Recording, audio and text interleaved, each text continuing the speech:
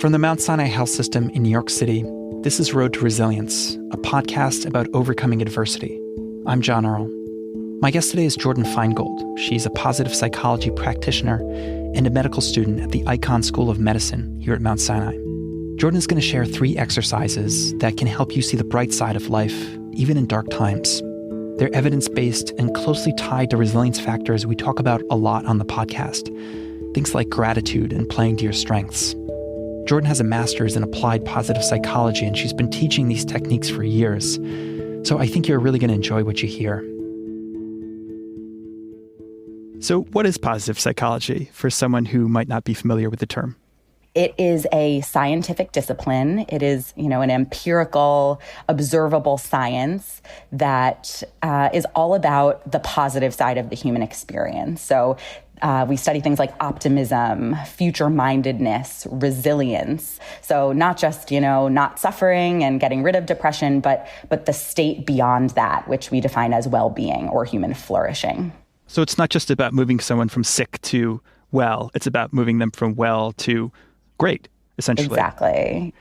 I want to move now to where we are right now with COVID and the pandemic. And I was wondering if you could share with us a few techniques or a few strategies from positive psychology that anybody could use to help them during pandemic times. Of course. So a big part of positive psychology is about positive interventions, which are intentional activities that are aimed at cultivating positive emotions, behaviors, and thoughts. One that I love is called the 3 good things or the 3 blessings exercise. And this exercise is all about just noticing positive things that happen to us during the day. And so we say that every night for a maximum of 5 days, you don't have to do it any longer than that. But a lot of people actually end up doing this every day because they love it so much. Before you go to bed, just think about 3 good things that happened to you that day.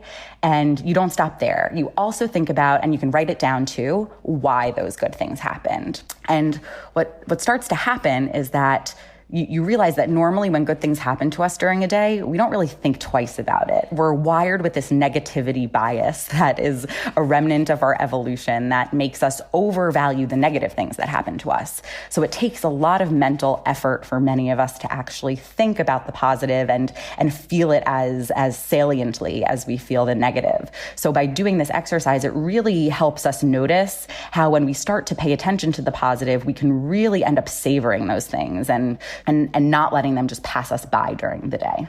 I love that. I think the why is so important because it's not simply counting your blessings. It's also understanding why things happen so that you can replicate them. Exactly. And often when positive things happen, we think like, oh, it's because other people made them happen, or I'm just lucky, or, I was in the right place at the right time. But really, often the positive things that happen to us happen because of things that we do to make them happen. And it helps us get into the mindset to take more ownership and give ourselves more credit for the good things that happen to us, because often we do play a role in those things. So what are some examples? Have you been using this recently? Yeah, so we were doing this when I was with my roommates during the pandemic, and just really simple things like, we made a delicious dinner, and we made it because we planned out the recipe beforehand. We set a time, we planned to be together. So that's one example. It sounds like the why often has to do with planning. These days when, everything just feels so nebulous, I think that's something, just being able to plan and take some control over the situation, which otherwise feels like we are losing so much of the control, I think is often driving a lot of the positivity that I'm experiencing. What's another exercise that's been on your mind recently? So actually, this is something we're doing with all of the second-year medical students next week, and it's all about character strengths. So a big piece of positive psychology, especially when the field was first really developed back in the 90s and early 2000s, was this whole notion of character strengths. And it's all about the common character strengths that are present in all of us across cultures all across the world. So there are things like appreciation of beauty and excellence, bravery, curiosity, love of learning, just love in general, the ability to love and be loved, kindness. The list goes on. There are 24 character strengths that are inventoried. And then the exercise is every day for a week to use your top strength in a new way.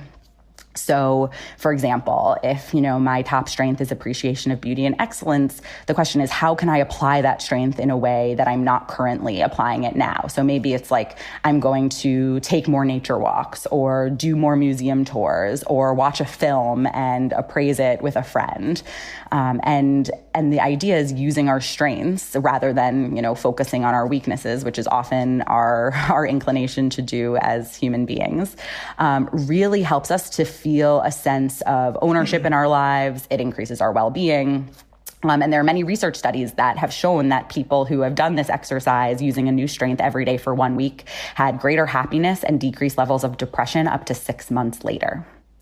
It sounds like that's the sort of thing that you could do in a group, right? You could do in pairs at home. Yeah. So anyone at home can go to the organization. It's called VIA, V-I-A. There's a website called viacharacter.org. And you can learn more about what the strengths are. You can actually take a quiz that you answer a bunch of questions. It takes like 20 minutes. And then at the end of that test, it gives you a rank-ordered list of your 24 character strengths. And the top strengths, like the top 1 or 2 that you score highest on, we call those your signature strengths. And these things have pretty, strengths are dynamic. They certainly, can change over time, and we use different strengths in different contexts. And, maybe I'm really high in humor in my personal life, but I'm less inclined to use humor in my work. So things like that. So they're definitely context specific and malleable. But the idea is that when we have a pretty good sense of what our top ones are, which are like the ones that are really core to who we are and our identities, we can use those in our lives in more creative ways to help us give us a sense of mastery, and we could even use them to help bump up some of our lower strengths. Amazing. Let's do one more exercise. Yeah. So, there's so many. Another one that I've been teaching my students, and we're doing this one with some pediatrics residents next week also, is called savoring. And savoring is about deepening and prolonging positive experiences. So again, like that negativity bias I talked about with the 3 good things exercise, we often just let the positive go. So savoring helps us really deliberately, mentally prolong the positive experiences. So savoring can happen in the past with reminiscing about past positive experiences, spending time looking at old family photos and really deepening your experience, getting back into what life was like at another beautiful time in the past. We can savor the present moment, things like drinking a delicious glass of wine or having, a homemade dessert or a piece of chocolate, or even like taking a shower and like luxuriating in a warm bath.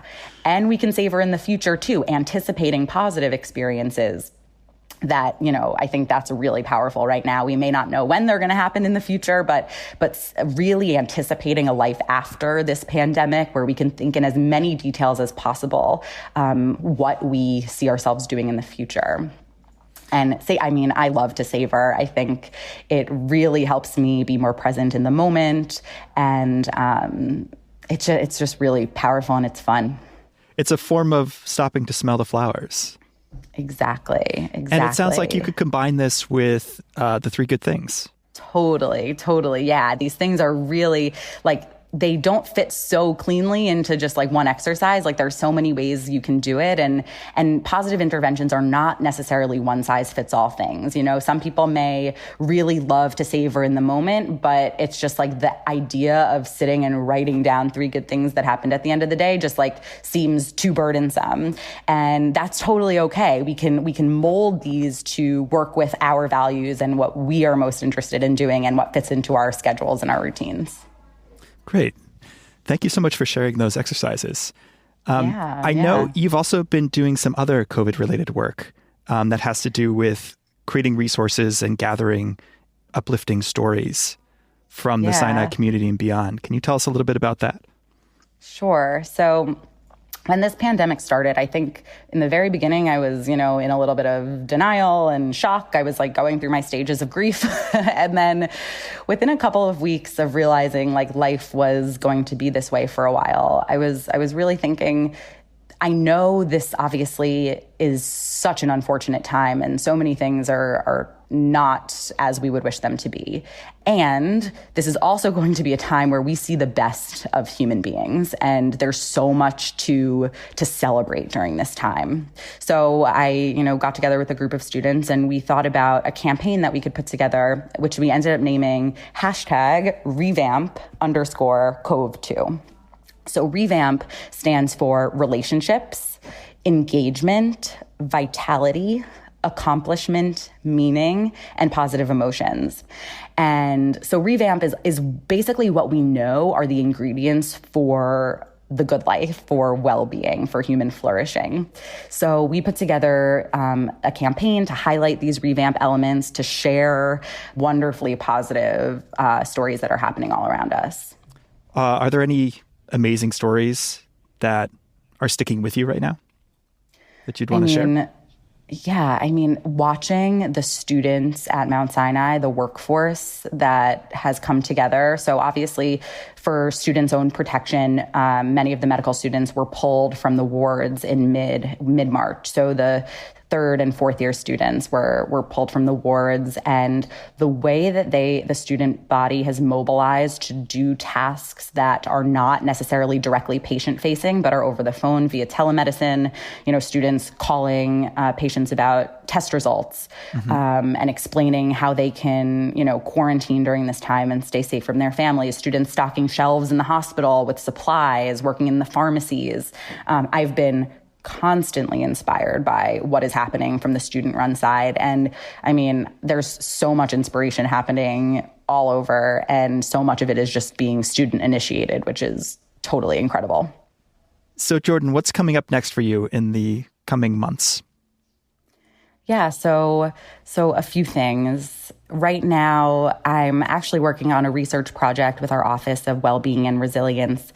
That's a survey that has gone out to over 6,000 frontline workers across the Mount Sinai Hospital to understand the psychological impact of this pandemic. And that's going to be something that's going on over the next couple months longitudinally, and up to 6 months to a year out after the pandemic is over, so we can really understand how this has affected our community and what our institution can do to support our frontline workers.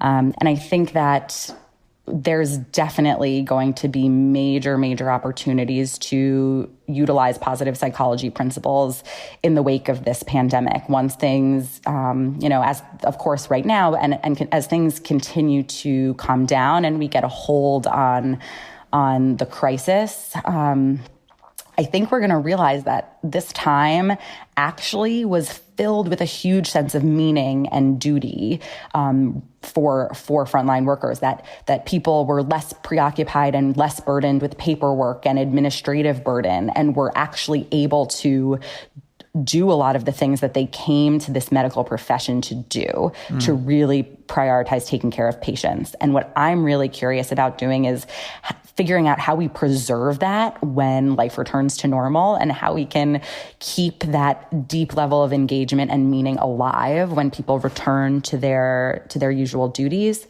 and to help support everyone, patients, providers, and their mental health, which, is certainly going to be a really big concern as things come down and we begin to sort of process this pandemic and what it means for us. So any initial thoughts along the lines of preserving, like how do we keep the good things from this time going? My initial thoughts are that we really need to, this moment has been a time where we can all pause and really think about what our values are. And I think moving forward, we have to constantly keep that at the forefront when there's not something looking us in the face and threatening, our lives. So this notion that this was a time to really prioritize what matters most, that we can continue to do that even after this, and advocate for, the healthcare system of the future that works for everyone, that, prioritizes the sense of meaning and duty for healthcare providers and perhaps lessening administrative burden. I mean, of course, it's a hugely complex system that we exist in. And I know, things will not change overnight, but I think using an approach of examining what has gone well during this time and how can we keep more of it, rather than going in and saying, this was a problem before, how do we get rid of it? I think we need to take a positive and appreciative approach of moving forward into the next wave of this and really looking at what's been working and continuing and growing that. Great. Jordan, thank you so much for being on the podcast. It's always a pleasure to talk to you. Thank you for having me. It is totally my pleasure. Jordan Feingold is a positive psychology practitioner and a medical student at the Icahn School of Medicine at Mount Sinai. You can hear more from her on episode 6 of the podcast, in which she talks about managing fear, anxiety, and stress. As always, I'll include links to her work and related resources in the show notes. And now a couple thank yous. First, I want to thank everybody who's donated to Mount Sinai's COVID-19 Response Fund. Your donations continue to help us fight the disease. Our clinicians and researchers are so grateful. Thank you. And secondly, I want to thank everybody out there who's fighting for equality, dignity, and justice. Your resilience is the stuff of legend, and we're so proud of you. Road to Resilience is a production of the Mount Sinai Health System. It's made by Katie Ullman, Nikki Hudson, and me, John Earl. Lucia Lee is our executive producer. From all of us here, thank you so much for listening, and we'll see you soon with new episodes. Until then, stay safe.